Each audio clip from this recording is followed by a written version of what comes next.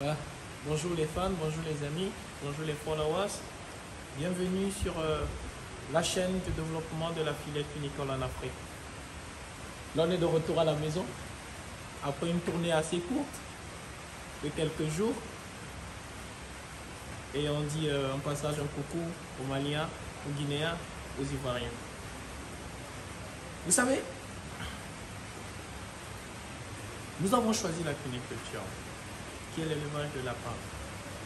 Et nous avons une grosse problématique sur le continent africain par rapport au développement de cette filière. On a été confronté à de nombreux problèmes, tant sur le plan du matériel d'élevage, que sur le plan de la génétique, que sur le plan de l'alimentation et même sur le plan de la formation et la compétence. Et nous avons décidé, en fonction de nos réalités, de nos difficultés et de ce que nous avons pu acquérir comme compétence, de partager l'information. Ici, c'est une plateforme où on essaie de donner des astuces de ce que nous avons fait, qui a marché, de ce qu'on nous a recommandé, qui a marché, et de ce que nous avons appris en 12 ans d'expérience dans cet élevage. Je me rappelle, dans le temps, j'avais lancé un matériel face à une problématique. Et cette problématique était d'autant très simple. Beaucoup aujourd'hui souffrent encore du taux de mortalité élevé en maternité. Ça veut dire quoi?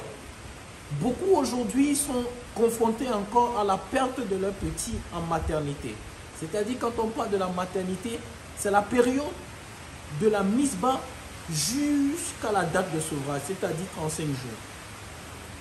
Et généralement, certains ne comprennent pas pourquoi est-ce qu'ils ont autant de morts. Pourquoi le taux de mortalité est élevé. Mais quand vous prenez tout projet cunicole, vous devez comprendre qu'il y a un taux de mortalité acceptable, qui est généralement de 10%.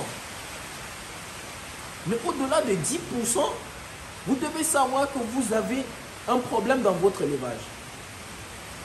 Aujourd'hui, je ne pourrais faire ceci sans remercier vraiment mon état-major. C'est eux qui font le boulot. Parce que comme vous le savez, pour pouvoir mener à bien cette mission sur le continent africain, je suis amené à voyager tout le temps.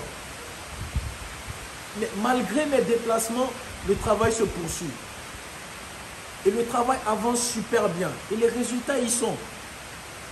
Et c'est pour ça que nous, aujourd'hui, face à cette problématique, qui est la perte des lapereaux, on a réfléchi. Dans le temps, on avait mis en place une boîte à nid en bois. Je ne sais pas si quelqu'un peut me amener un modèle. S'il vous plaît. Merci. À qui il vient? Dans le temps, c'était ces boîtes à nid en bois. Vous voyez, avec du grillage en dessus. Vous voyez, c'est un grillage qui est très doux. Vous voyez, c'est ce qu'on utilisait. Mais malgré ça,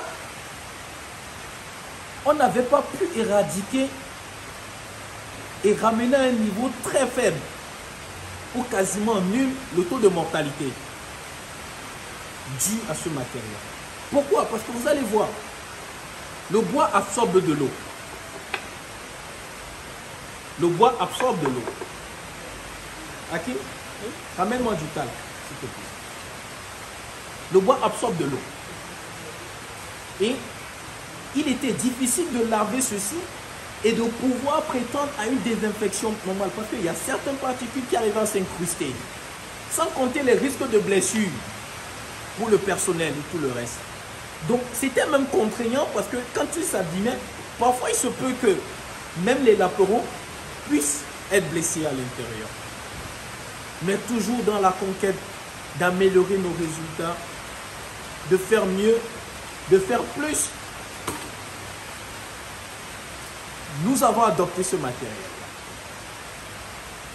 Déjà, en termes de biosécurité et de bien-être pour les animaux, de lavage et de désinfection, voici la boîte à nid qu'il vous faut. C'est celle que nous utilisons. Tu peux regarder dans les cages. Tu peux regarder là. Ça, faut zoomer. Viens là. Voilà. Ouais, viens zoomer. Viens zoomer. Regardez comment les lapereaux, ils sont beaux. Ils sont propres. Mais qu'est-ce qui fait en sorte que nos lapereaux sont aussi beaux et aussi propres? Qu'est-ce qui fait en sorte que nous, aujourd'hui, on n'a pratiquement pas de mortalité en maternité? C'est à cause de ce matériel. Ça, cette boîte à nuit. Nous arrivons à la désinfecter complètement. Complètement. Nous allons partager avec vous ce qui fait l'astuce pour nous, pour réussir en fait notre phase de maternité, c'est-à-dire de la mise bas jusqu'au 35e jour. En utilisant ceci, et avant de le placer, on le lave, on le désinfecte complètement.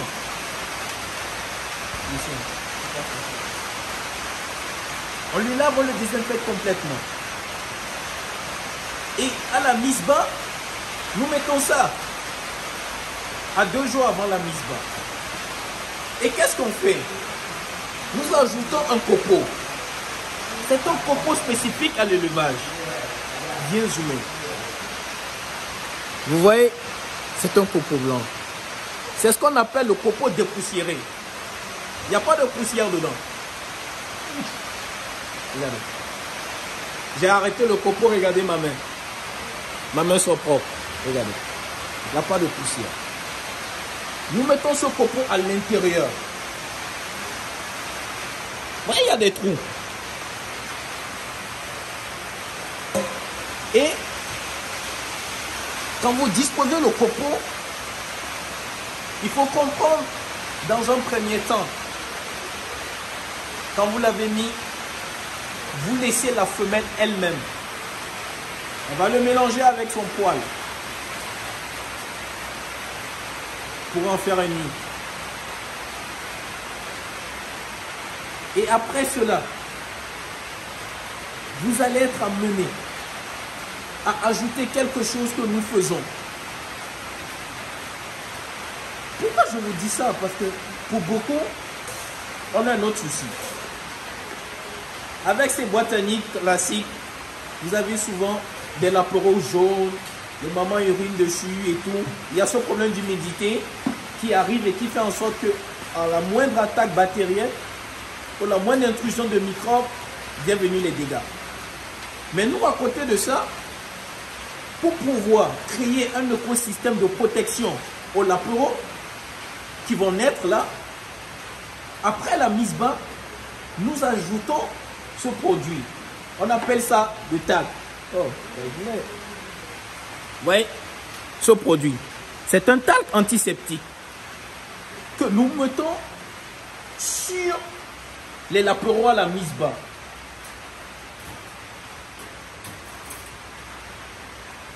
Regarde, venez voir comment ils sont beaux, mes bébés. Regardez. Regardez. Vous voyez, je prends le copeau. Regardez comment le copeau est encore humide, est encore frais. Il est chaud. Ouais, ils sont à l'aise dedans. Et quand vous prenez, vous faites juste comme ça ne dérange pas les lapereaux. Ils n'ont aucun souci face à ça. Et c'est ce que nous ajoutons là, en fait, qui crée une protection pour les lapereaux. C'est du copeau dépoussiéré, sur lequel on rajoute à la mise bas du talc antiseptique. Et les petits sont à l'aise. Donc, mes amis, c'est que des astuces parce que il faut comprendre. Une seule hirondelle ne fait pas le printemps. Si je réussis seul, je n'aurais pas réussi. Ou ma réussite aura un goût d'échec. Ma réussite est celle des autres. Ma réussite, c'est celle de tirer mes confrères, mes grands frères, mes papas, mes petits frères vers le haut. C'est de pouvoir leur donner aujourd'hui les rudiments pour pouvoir réussir dans cet élevage. C'est de pouvoir leur dire la vérité sur certaines choses. C'est de pouvoir leur montrer ce que je fais et qui a fait ma réussite. Mais en réalité, ma plus belle réussite, c'est mon équipe. Ma plus belle réussite, c'est mon équipe. Ma plus belle fierté, ce sont ces gars-là qui, chaque jour, sont au four ou au moulin, qui sont attentifs à tous les détails, qui permettent d'avoir ce résultat. Parce qu'à eux, j'ai juste transmis la compétence. C'est eux qui font le boulot. Et je tenais à les dire un sincère merci pour tout ce qu'ils font. Parce que chaque fois aujourd'hui, quand je voyage, je pars le cœur tranquille. Quand je reviens avec le cœur fier. Ça n'a pas été facile. Paris n'a pas été conçu en une journée. Il y a des jours où on s'est fait du rentre-dedans. Comme Michel le dit, on vient de loin. Ça fait 10 ans qu'on marche ensemble. Ça n'a pas été 10 ans de grand amour. À des moments, on s'est battu. Mais on est là. Et on tient bon parce que on est sur une filière et on sait que ça va développer le continent. Parmi nous aujourd'hui, on a le CAM. C'est l'animateur de la ferme, le Camerounais. L'homme fort, l'homme du régime. Mais depuis qu'il est né, il a connu un seul président. Mais il en est fier. On est fier de ça. Mais on a la transition au Bénin, n'est-ce pas? Vous voyez, eux, c'est comme mes frères, c'est ma famille. J'ai presque pas d'amis, mais eux, ce sont mes amis. Je tenais à leur dire un grand merci. Et pour tous ceux qui sont intéressés par ça, c'est bientôt disponible sur la Côte d'Ivoire. Vous pouvez contacter la représentation à Abidjan. Ceux qui sont au Bénin, c'est disponible sur le Bénin. Vous pouvez également contacter sur le Mali également. Sur les autres pays, ça viendra progressivement. Et on vous prépare une grosse bombe dans les jours à venir. Restez connectés, ça ne va pas louper. Allez, on vous dit ciao ciao et on vous dit à la prochaine. Ciao.